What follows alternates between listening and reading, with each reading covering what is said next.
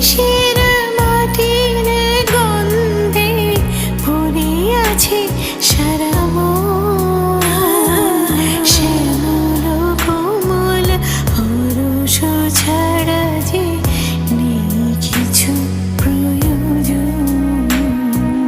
প্রাণে প্রাণে যেন তাই তারি সুর শুধু।